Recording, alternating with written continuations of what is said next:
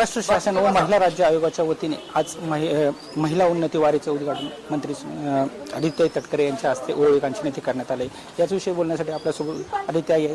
ताई, काय सांगाल, महिला उन्नती वारीचे उद्घाटन तुमच्या हस्ते झाले, कार्यक्रमाच्या माध्यमातून काय संदेश देतात? राज्याच्या महिला आयोगाच्या वतीने महिला बाल विकास विभाग असेल, महाराष्ट्र शासन असेल यांच्या संयुक्त विद्यमानाने आरोग्य विभाग यांच्या सहकार्यातून महिला उन्नती वारी ही आयोजित केली जाते। आणि महिला उन्नती वारीमध्ये महिला आयोगाच्या ज्या वेगवेगळ्या जी काही त्यांच्या तरतुदी आहेत किंवा जे काही कायदे आहेत, महाराष्ट्र शासनाच्या महिलांच्या ज्या काही विविध योजना आहेत त्या संदर्भातली माहिती एका डिजिटल चित्रफितद्वारे दिली जाते। एक चित्ररथ असतो, त्याचंही अनावरण आज आम्ही स्थानिक आमदार महोदय असतील, जिल्हा परिषदचे अध्यक्ष असतील, तिथले स्थानिक सर्व लोकप्रतिनिधी असतील आणि यांच्या महिलांच्या उपस्थितीमध्ये करण्यात आलं। वारी ही खऱ्या अर्थानं आपली संस्कृती आणि परंपरा आहे। गेल्या अनेक वर्षांपासून ती आपण जोपासत आलो आणि महाराष्ट्र शासनाच्या वतीने विविध काही उपाययोजना असतील, तिथल्या सुविधा असतील, याचं त्या निमित्ताने तिथं आयोजन केलं जात असतं। आणि विभागाच्या वतीने सुद्धा, आयोगाच्या वतीने, सार्वजनिक आरोग्याच्या वतीने सुद्धा आम्ही त्याच्यामध्ये ठिकठिकाणी जिथे जिथे त्या दिवशी पालखी विसावणार असते, थांबणार असते, विश्रांतीसाठी थांबणार असते, वारकरी जिथे जिथे महिला मोठ्या प्रमाणामध्ये विसाव्यासाठी थांबणार असतात तिथं हिरकणी कक्ष असेल, महिला सक्षमीकरण कक्ष असेल, शौचालय असतील, याचं त्या ठिकाणी तिथं नियोजन केलं जात असतं। आणि या पद्धतीनं वारकऱ्यांसाठी, खासकर महिला वारकऱ्यांसाठी ही वारी सुखरूप होण्याच्या दृष्टिकोनातून आयोजन केलं जातं। राज्याचे मुख्यमंत्री देवेंद्र फडणवीस साहेब असतील, आदरणीय शिंदे साहेब असतील, आदरणीय सुनेत्रा काकी असतील, यांनी अतिशय बारकाईने यंदाच्या वर्षीच्या सुद्धा आयोजनामध्ये कुठेही कमतरता राहता कामा नये या दृष्टिकोनातून सर्व जी काही खबरदारी आहे ती घेतलेली आहे। आणि स्वर्गीय अजितदादांना सुद्धा नेहमीच वारीच्या या संबंध कालावधीमध्ये ते स्वतः सुद्धा याच्यामध्ये सहभागी व्हायचे आणि सगळी जी काही उपाययोजना आहे ती सुद्धा त्या निमित्ताने त्यांच्या देखरेखीखाली असायची। यंदाच्या वर्षी त्यांची कमतरता ही निश्चितपणाने आपल्याला सगळ्यांनाच भासत आहे, पण मला खात्री आहे जिथं कुठं असतील तिथे मी पांडुरंगरायाचरणी प्रार्थना करीन की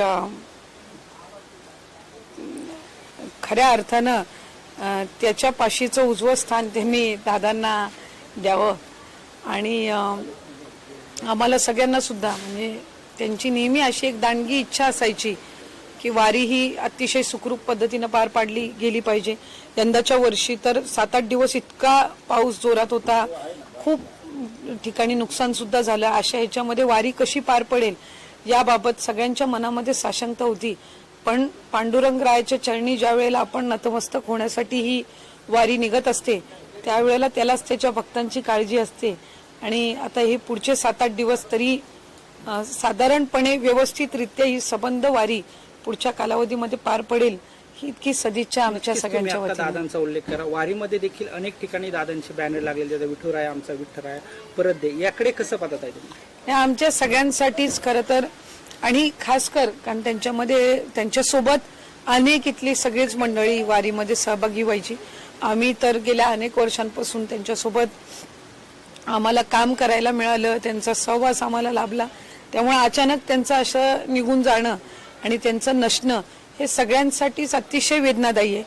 आणि दादा एक असं व्यक्तिमत्व, एक असं नेतृत्व होतं ज्यांना अगदी बारीक सारीक गोष्टींपासून सगळ्या गोष्टींची जाण, माहिती आणि ह्या सगळ्या गोष्टी होत्या। कारण अतिशय लहानपणापासून त्यांनी या सगळ्या गोष्टी पाहिलेल्या असल्यामुळे अगदी प्रत्येक ह्याच्या नियोजनामध्ये, मग प्रशासनाच्या 1-1.5 महिना आधी नियोजनाचे मीटिंग घेणं असो, वारीचं नियोजन करणं असो, किंवा आता नुकसान झालं त्या संबंध ह्याच्यामध्ये नुकसान भरपाई असो, ते शेतकऱ्याच्या बांधावर जाणं असो, या सगळ्या गोष्टी आणि अगदी मुळापासून म्हणजे अगदी रोपटं लावून ते मोठं त्याचं वटवृक्ष होईपर्यंत अशा ज्या सगळे हे असतात तसं त्यांनी अगदी गेल्या 35-40 वर्षाच्या त्यांच्या कालावधीमध्ये सगळ्या गोष्टी पाहिलेल्या असल्यामुळे त्यांना खऱ्या अर्थानं त्यांच्यासारख्या नेतृत्वाची, एक लोकप्रतिनिधीची कमतरता ही नेहमीच भासत राहणार.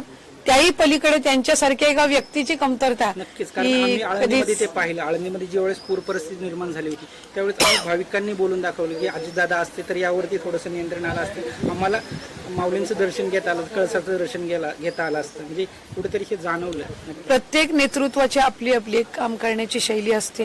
प्रत्येक व्यक्तीचा आपला आपला एक स्वभाव आणि त्या स्वभावातून ते त्या ठिकाणी कार्यक्षमता ही आपल्याला पाहायला मिळत असते.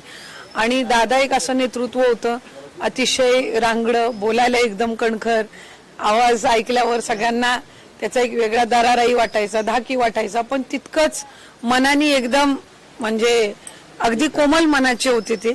आणि नेहमी त्यांना कोणालाही असं अडीअडचणीमध्ये बघितलेलं किंवा कुठेही काही असं बारीक सारीक जरी हे झाली तरी लगेचच त्याच्यावर त्यांच्या कार्यपद्धतीप्रमाणे ते त्या ठिकाणी पावलं उचलायचे. त्यामुळे नक्कीच त्यांची कमतरता भासत राहणार. हिरकणी कक्ष जे पुणे जिल्ह्यामध्ये उभारले गेलेले आहेत, असेच हिरकणी कक्ष पूर्णपणे वारीमध्ये असतील का? कारण पुणे जिल्ह्यात जे हिरकणी कक्ष आपण पाहतो त्याच्यामध्ये सुविधा असतील ते सर्व काही आहे. आम्ही साधारणपणे हाच प्रयत्न केलाय की ठिकठिकाणी हिरकणी कक्ष आहेत ते त्या पद्धतीने उभारले जावेत.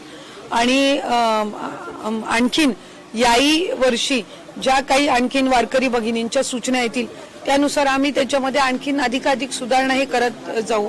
पण दरवर्षी चांगल्यातल्या चांगल्या सुविधा या भगिनींना देण्याच्या दृष्टिकोनातून विभाग म्हणून आम्ही कार्यरत आहोत. थँक्यू. हे होत्या आदित्यताई. आणि वारीमध्ये सर्व भगिनींना चांगल्या सुविधा देण्यासाठी आम्ही प्रयत्नशील राहू अशी भावना त्यांनी बोलून दाखवली.